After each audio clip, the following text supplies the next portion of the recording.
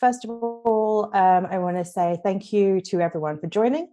Secondly, we are doing this in the Zoom meeting format. So what that means is that we can watch Malcolm give his presentation in presentation mode, and then you can go back into gallery mode like this, so that we can actually have a discussion and any question answers that need to be had at the end of the presentation. So without further ado, I hope you've all got a nice big mug of coffee with you. And I'm going to pass it over to Malcolm Hutty, which I'm sure most of you know, is the LINX Head of Public Affairs, and he's going to talk about the new NIS Directive. With that, thank you, Malcolm. Thank you, Michelle. Okay, so if I bring in the presentation,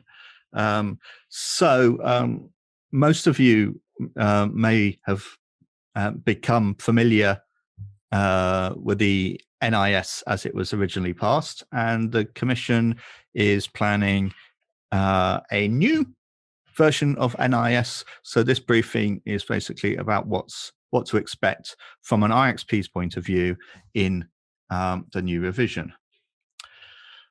So this is the executive summary, and the key features for IXPs are that they are merging the parallel security regime in the European Electronic Communications Code into NIS.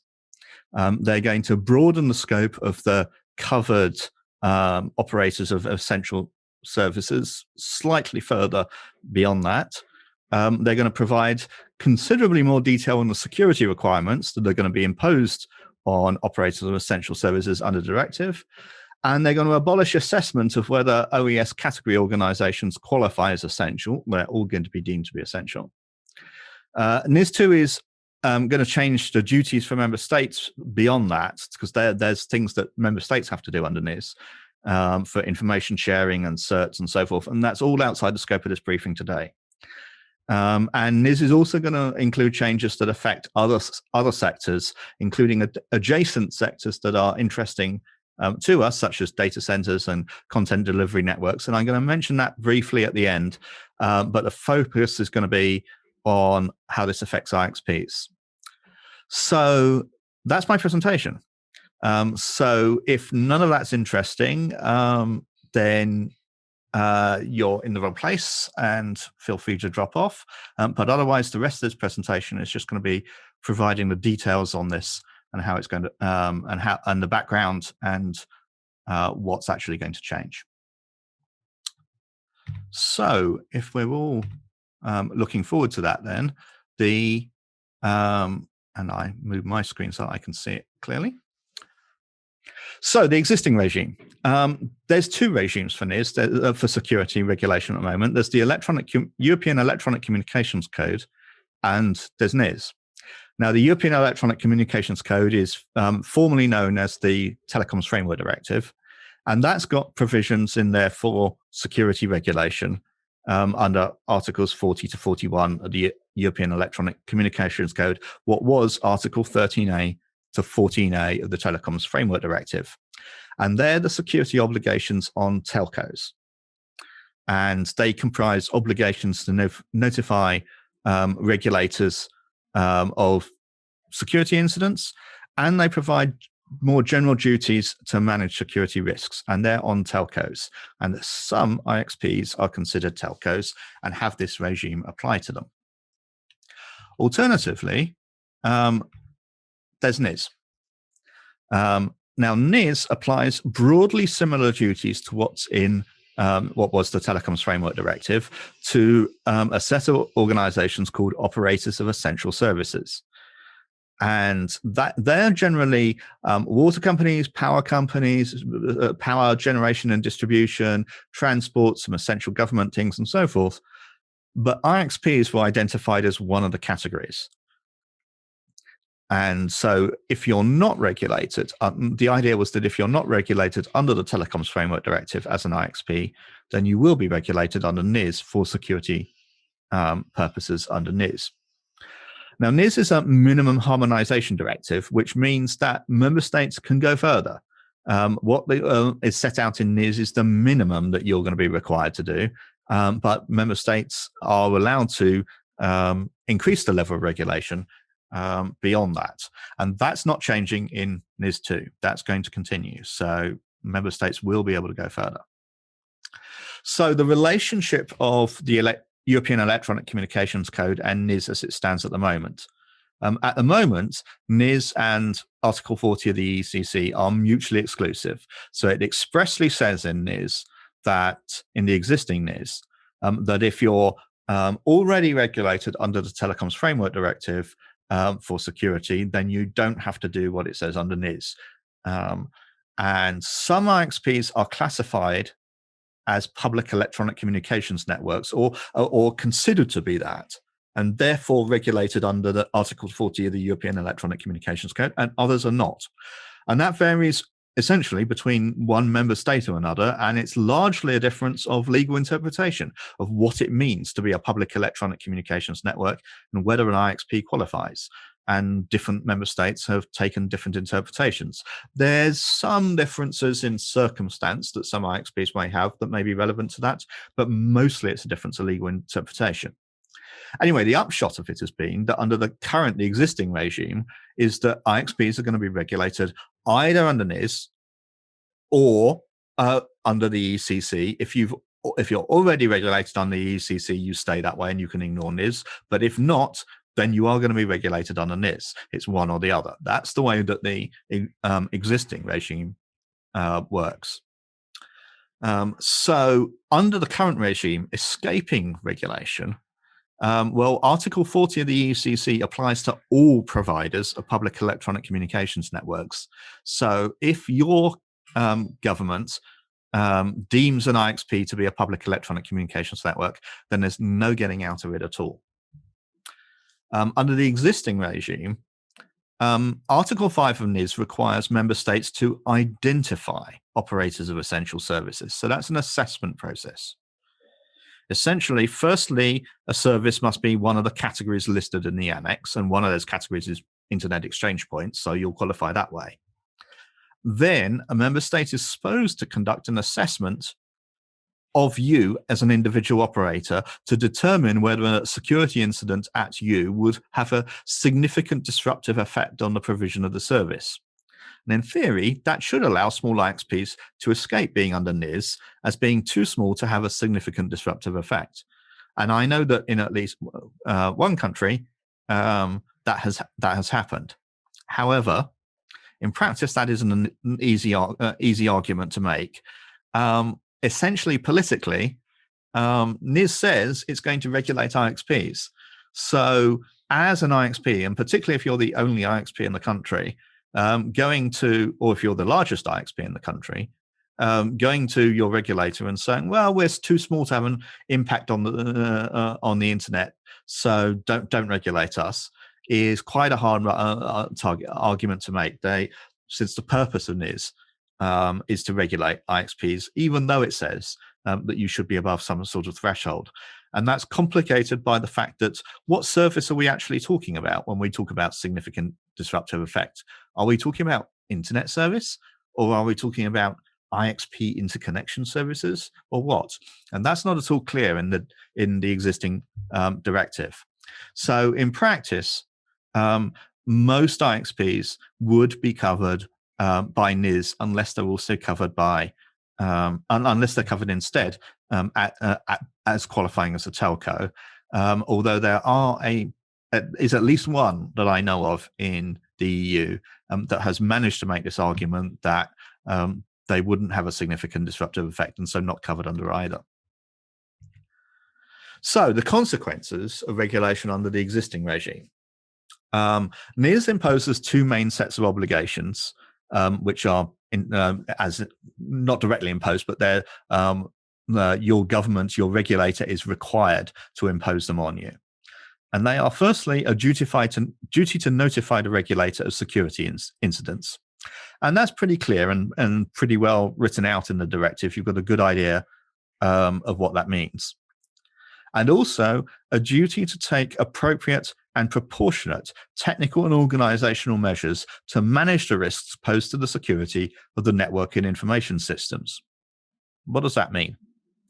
Well, the answer is it doesn't actually say in this what that means. there's very little detail as to what that means in practice. So accordingly, under the existing regime, the actual expectations of what NIS means to you is largely set by national regulators, and as to what discharging that duty actually means and what you're actually going to have to do, which means there's going to be quite a lot of variation from one country to another as to what NIS means to you under the existing regime. So what's changing? Firstly, the parallel regulation of security under the European Electronic Communications Code is being repealed entirely, as in the whole security regime that telcos currently have for requiring them to meet security standards is being abolished, and instead telcos are being brought into NIS2 as well. So there won't be any of this, oh, well, you're under one or you're under the other stuff anymore. Everyone will be under NIS. Secondly, the requirement for member states to identify, i.e. to assess whether an operator is going to have a significant disruptive effect is being removed entirely.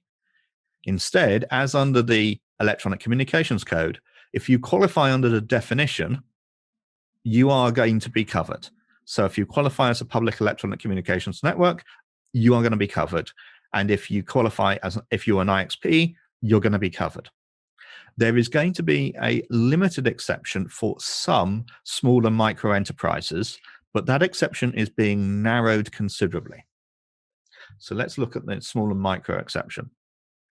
Firstly, NIS2 is going to provide that small or micro entities can escape being regulated unless one of several exclusions to the exception applies.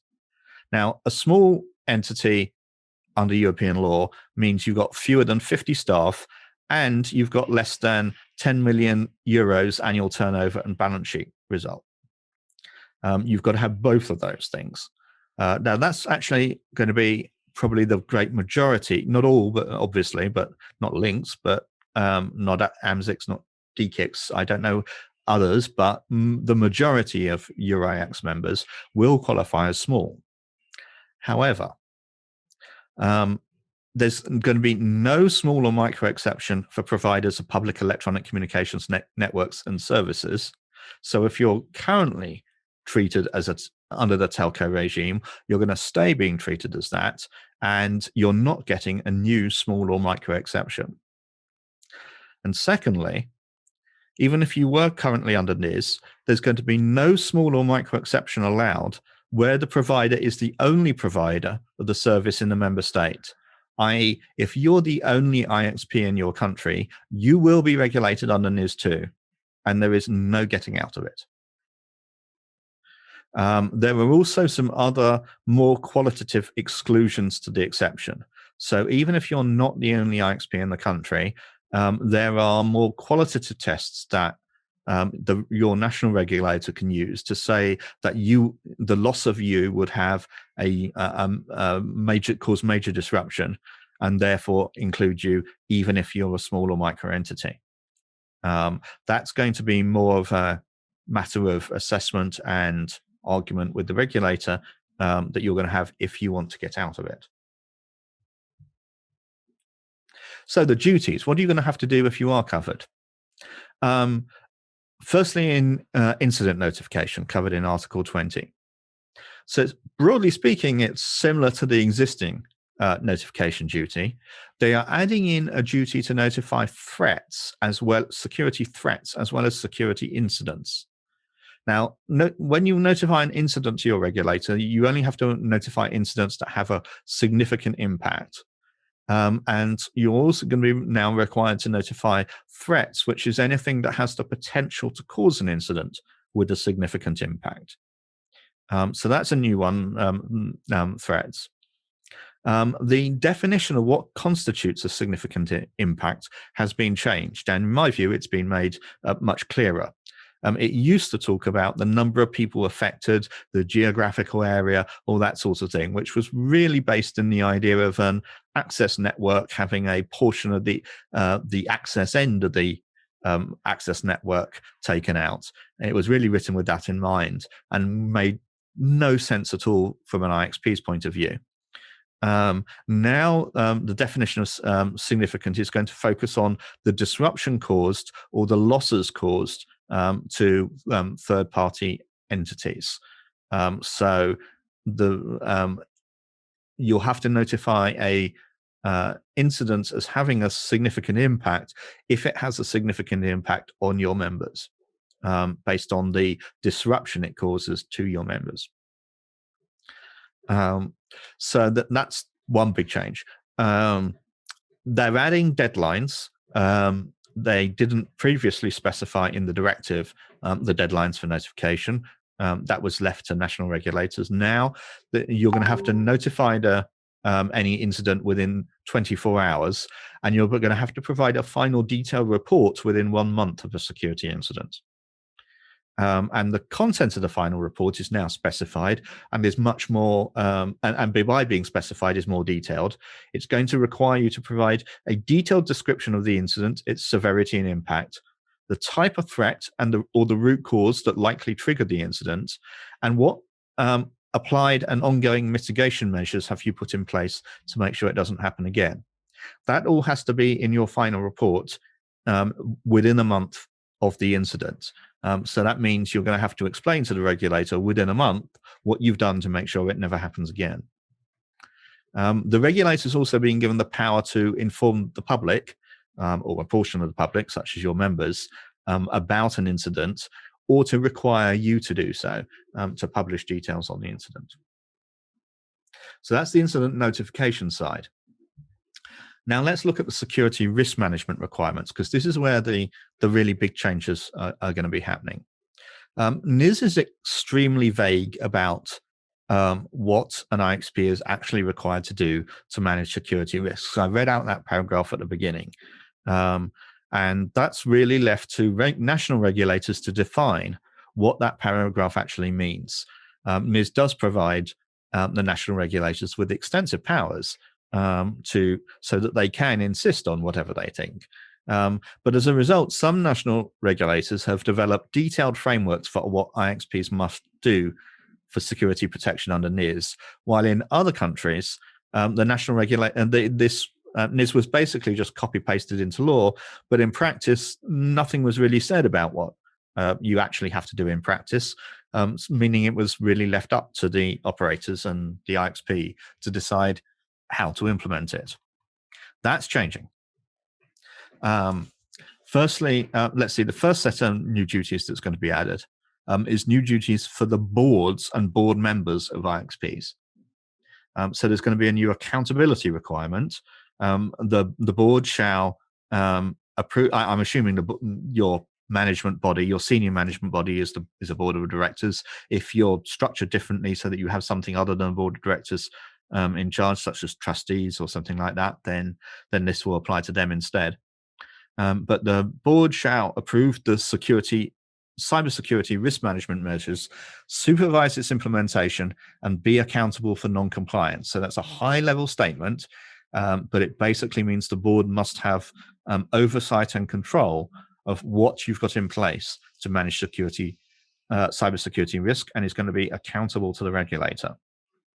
Also, board members must be given specific training on a regular basis so that they've got, as individuals, sufficient knowledge and skills to apprehend and assess cybersecurity risks and management practices. So that means they want to make sure that your board understands, and the board members understand cybersecurity risk, and ask probing and detailed questions to make sure that the organization is being run properly to manage those risks. Beyond that, the general duty that I read out at the beginning from NIS is being retained. It's not being changed. However, it is being supplemented by specifying a list of things that you must do in order to meet that general duty. Now, that's not a complete list, but it is a list of you must do at least all of these things. Remember, member states can add to this, this list, but there's not going to be any getting away from doing at least all of these things. And that means, and the things that you are going to be required to have is you're going to be required to have conduct risk analysis and have information system security policies. You're going to have incident handling policies. So that's prevention, detection, and response to incidents, procedures, business continuity and crisis management policies, and a supply chain security policy, including security-related aspects relating to the relationships between yourself and your suppliers or service providers, such as anyone providing data storage or processing that you're relying on, or managed security services. You're going to be required to have policies for security in network and information systems acquisition, development, and maintenance, including vulnerability handling and disclosure. And that's going to cover essentially all of your critical systems. So anything you use to manage the IXP, directly, any of those IXP DB integration, anything like that. Probably the root server, I imagine, will be included with that as well. And then you've got policies and procedures, including testing and auditing, to assess the effectiveness of your cybersecurity risk management policies, and also policies on the use of cryptography and encryption. So these are things you're going to be required to have. And that's really the big question for you. Do you have a comprehensive written set of policies and procedures covering each of those areas? Now, that's what you need to ask yourselves. Beyond the IXP, well, this briefing has been scoped around IXPs, but you should note in passing that it will also impact DNS TLD registry operators, and I believe registrars, if I'm reading it that correctly, are getting substantial new obligations that I haven't mentioned today. Data center operators, content delivery networks, and trust service providers are newly added to the scope of NIS and are being categorized as essential. Cloud computing providers were previously under the old regime in a more lightly regulated category called digital services. They're being changed to be classified as essential, so they're going to get the same obligations that I've just read out. And then social media platforms are going to join online marketplaces and online search engines in what was called the digital services category and is now being called the important. And the obligations for that category are being changed, with many of the same things that essential services are having to do also applying to that other category. So there are changes for those sorts of things. That'll be, I expect, those IXPs that are also TLD registry operators will be probably all over this already. If not, you definitely should be paying attention. If you're a data center operator and an IXP, then you want to look at it from that point of view as well. So anyway, but in conclusion for IXPs, essentially the summary is, if you were previously regulated under the Framework Directive, you will now be under NIS2 and you want to check the new requirements. If you previously got out of both NIS2 and the Framework Directive, it's possible that you will be caught under NIS2. And if you're a very small operator and you think you may well be excluded because your count as a small or micro entity, beware of the exclusions to the micro entities exception. You want to check those in detail. If you were previously covered under NIS, you will want to check your current level of achievement of the new requirements.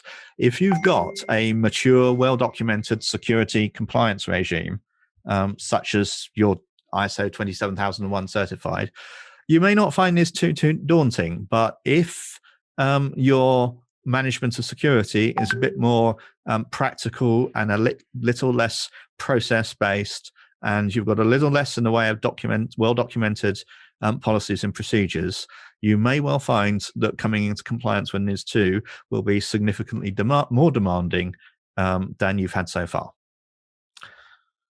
Okay, so thank you, and I'll hand back to Bijal to conduct a Q&A and any discussion.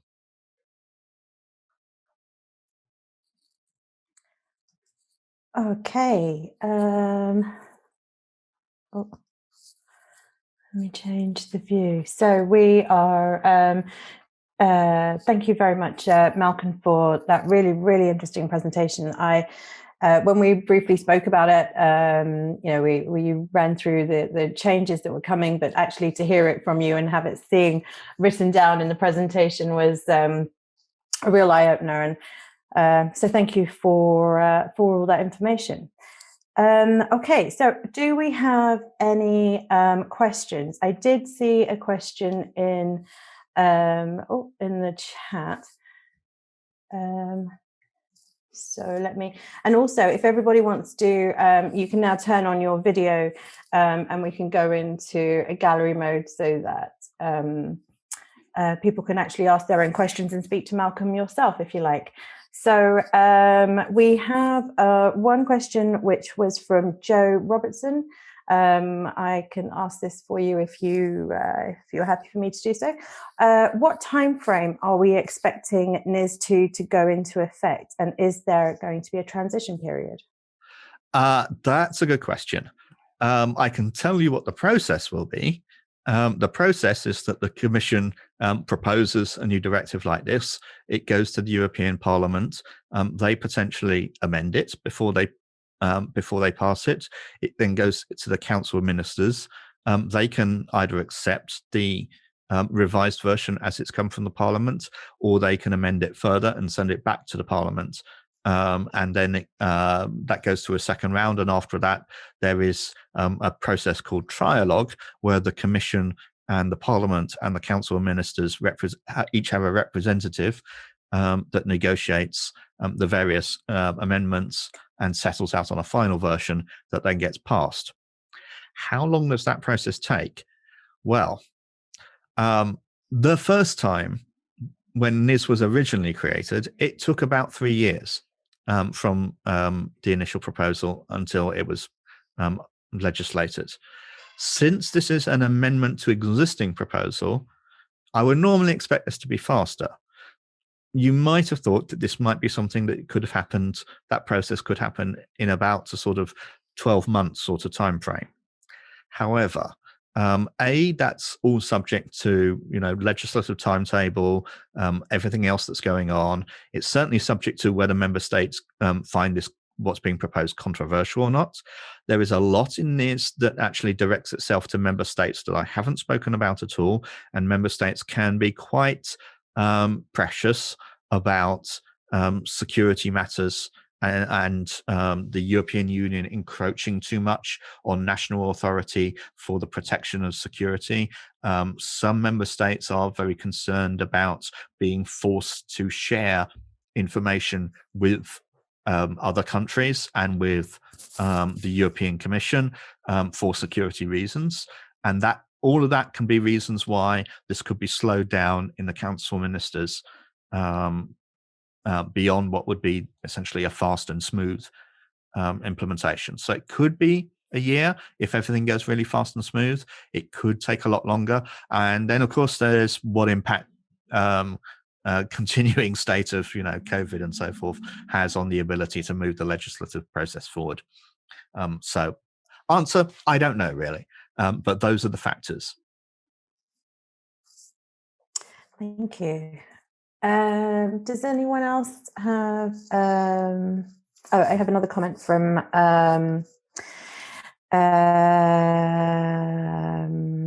Valeria.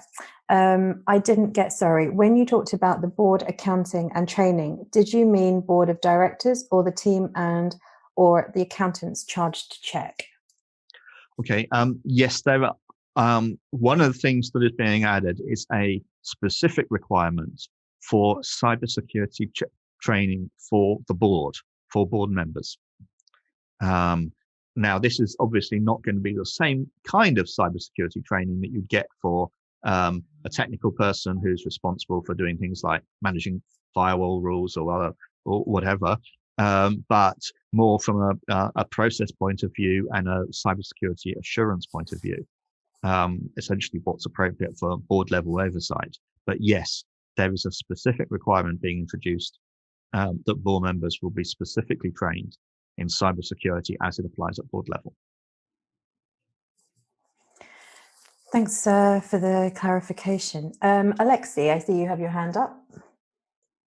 Hi. Is the UK also going to adopt this new directive, or is it going to not be adopted there? That's a good question. The UK is actually currently adjusting the existing NIS as it applies in the UK, extending it a bit further. Not as a derogation from the existing NIS, but in the way, remember I said that national regulators have got quite a lot of scope as to how they implement it already in all countries. And the UK is taking advantage of that to extend the requirements a bit under the existing directive. The UK has a bit of a habit when it comes to European legislation of looking at it and saying, oh, what we've got in place already satisfies this. So we don't actually have to legislate anymore. We just carry on doing what we're doing and explain that what we're doing will meet it. I suspect that the same approach will be taken here, which will get them out of having to decide whether they really want, whether they would want to transpose new NIS2 things, because they'd say, well, the way that we are implementing the existing NIS as the frozen NIS pre-Brexit would satisfy all the requirements of NIS2 too. At least as far as operators of essential services concerned.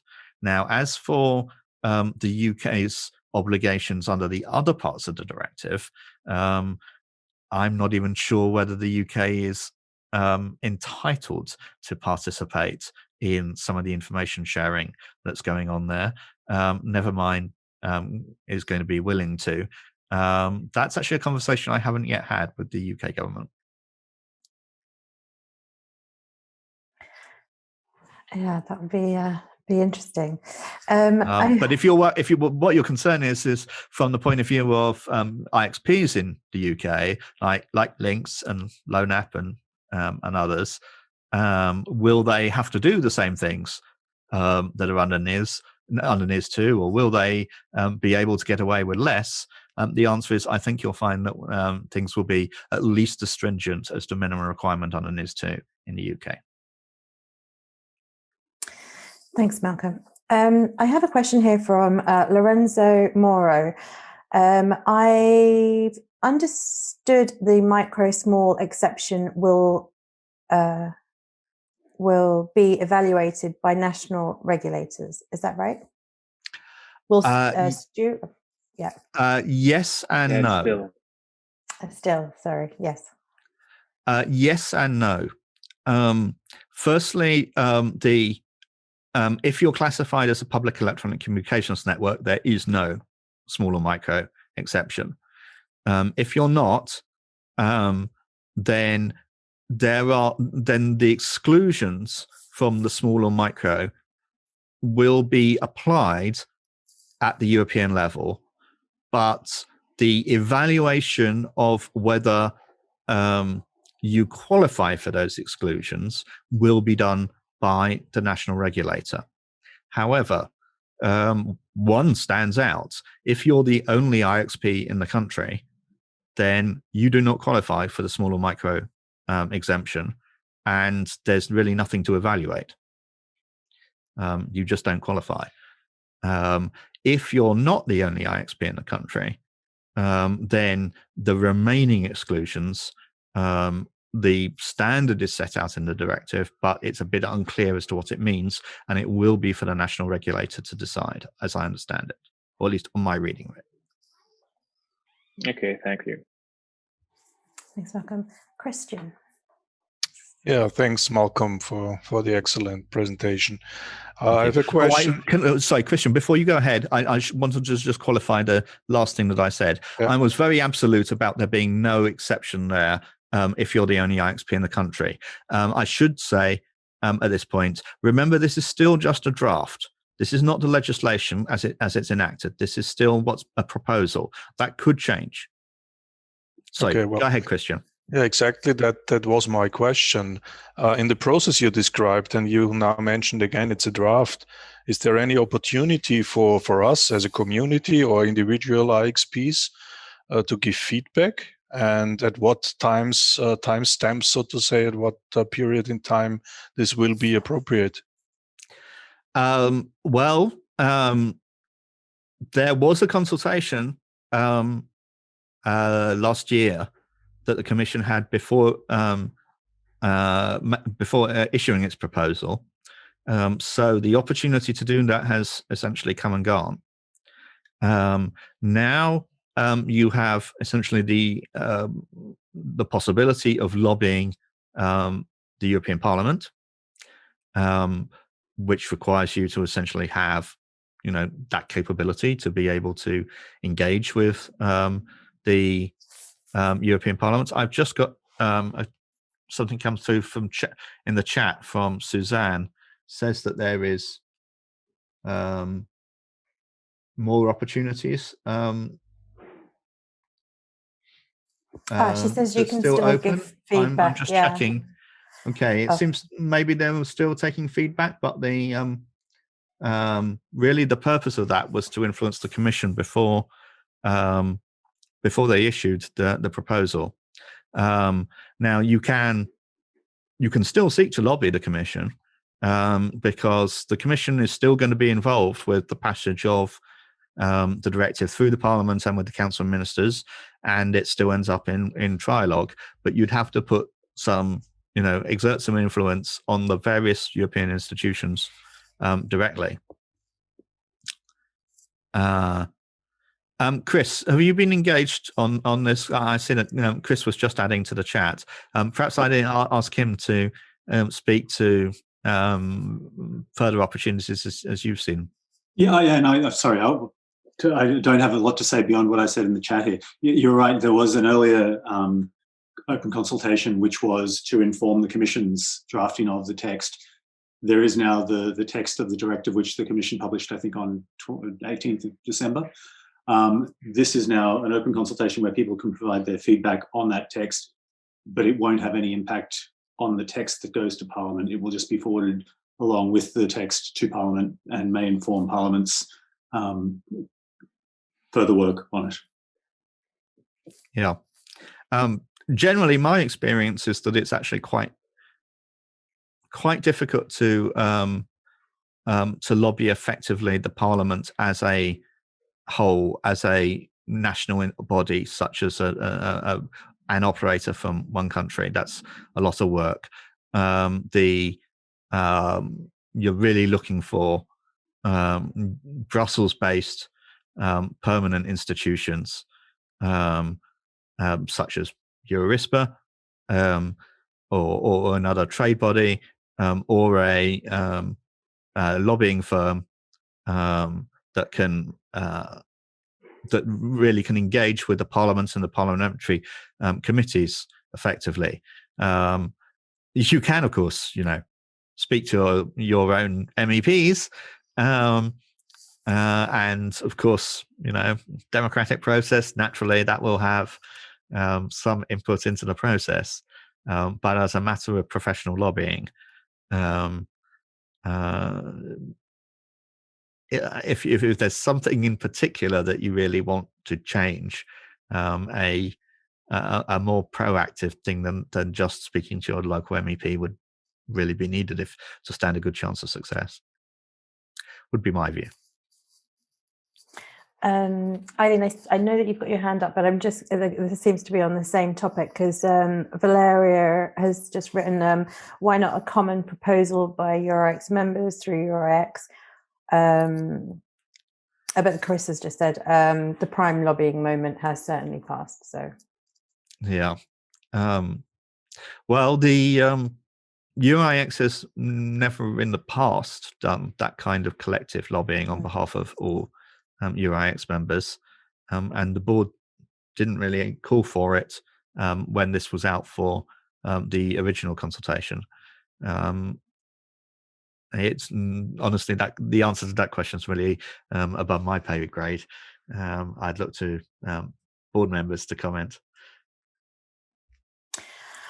Eileen, you have a question.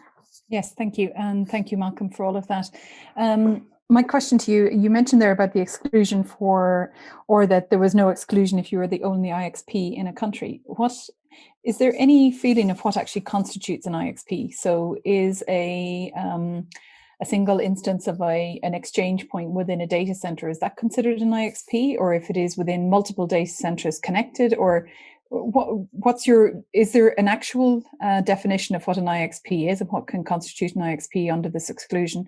And if not, have you any guess of what they actually mean? Okay. Firstly, as to definition, there is a formal legal definition of IXP in the directive. They pretty much cut and paste the EURIX definition, or the Internet Exchange Federation definition, I should say, that was developed within EURIX. And that was adopted at the time of the NIS was originally passed, and that's being continued. As for what would happen in practice, I mean, if you are thinking, well, technically there is something, even though it's really only got 2 members and it's carrying no traffic and so forth, but technically there's another IXP. I'm the only one that anyone's really ever heard of, but technically there's something that might qualify here. Would you be able to persuade your regulator that that meant that you weren't the only one? That would be between you and your regulator and your God.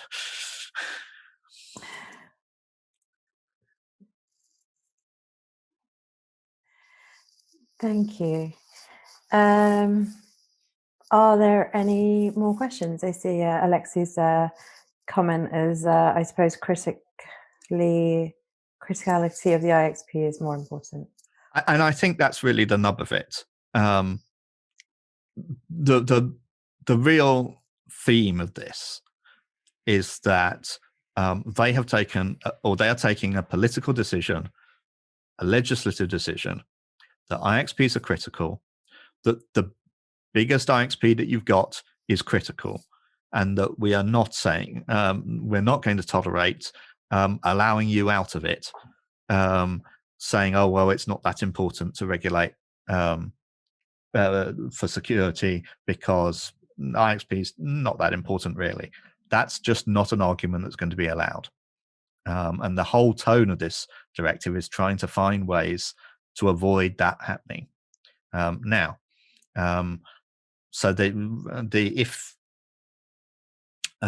as I said before, under the previous system where there was an assessment of whether you could have a significant impact, in practice, it was very hard to assert that you couldn't have a significant impact if you were the only or largest IXP in the country. The changes, by abolishing that assessment requirement, have just become stricter. It's become even harder to get out of it. Will you be able to find a way out because you can say, well, there are 3 IXPs in my country, and so, and they're all small entities, so maybe we can all escape, and persuade the regulator of that? Well, if you want to, that's your choice to try. Many EURIX members have come round to think actually that the provisions of NIS are actually quite helpful. So not everybody's going to want to try. But if you are of the view that you would like to avoid regulation if possible, it's getting harder.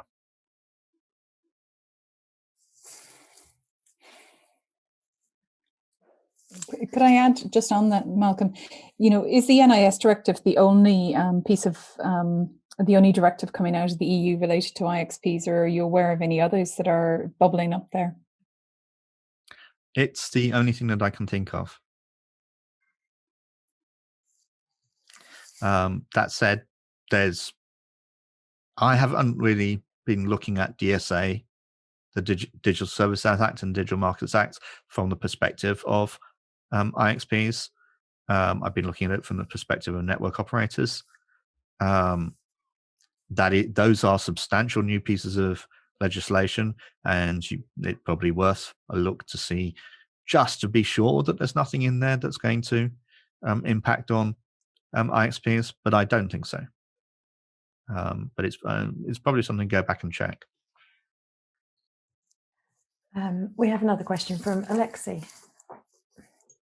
Yeah, hi. So in Finland, the people who are actually going to be enforcing the directive are probably going to be the Finnish communications regulator and the National Cybersecurity Center. And similarly, I suppose every European country has some form of one or the other who will probably be in charge of regulating or enforcing the NIS Directive. And so basically, what I would do is have a relationship with that regulator for other reasons, not just NISD, but other reasons too. And using that relationship, try to find out what their plans of what the national enforcement will be. And also, if it seems to be going the wrong way, then maybe try to help them steer it toward the right way. In Finland, for example, the communications regulator has working groups that contain members of different ISPs and IXPs, where the wording is basically forged together, so that they're not doing it in isolation in an ivory tower.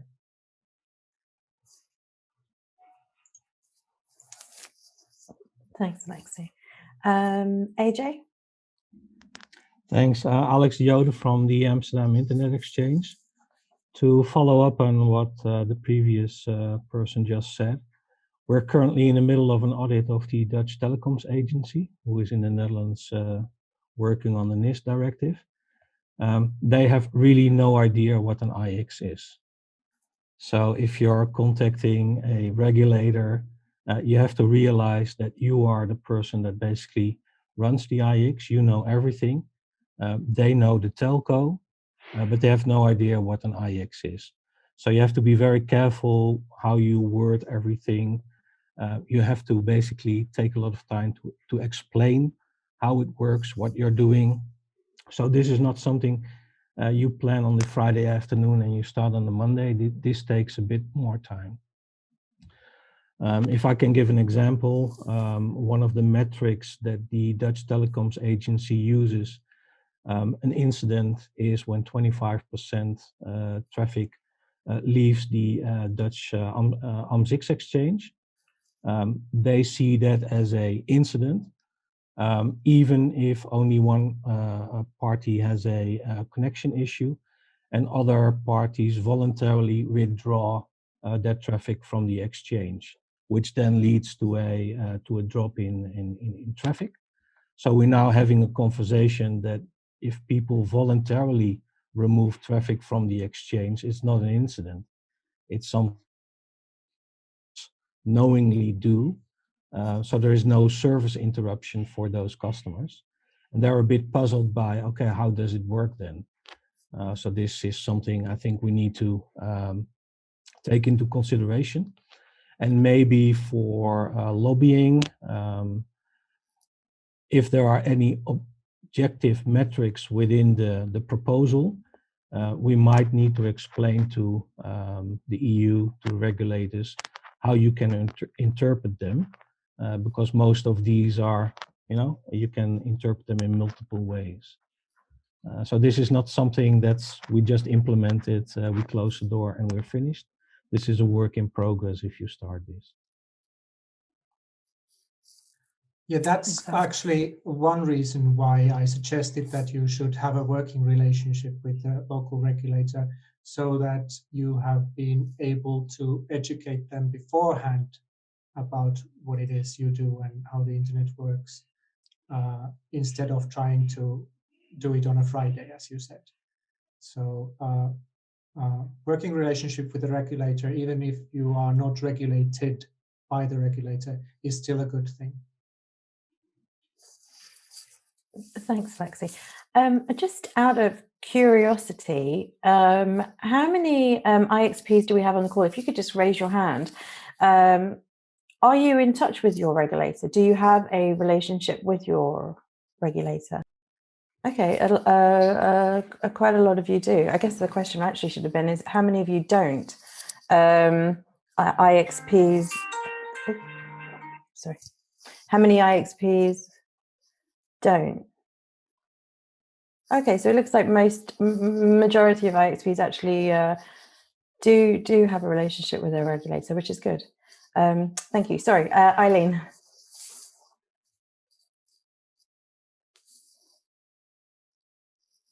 I didn't have a question. I was raising my hand to show that we had a relationship. We don't so much have a relationship actually with the regulator here. We have a relationship with the Department of Communications. The regulator hasn't thus far taken any significant interest in IXPs, or certainly have no remit currently for IXPs. So it's the Department of Communications we liaise with directly. Thanks. Christian, you do have your hand up. Yeah, I have a related question to this. You always talked about the regulator.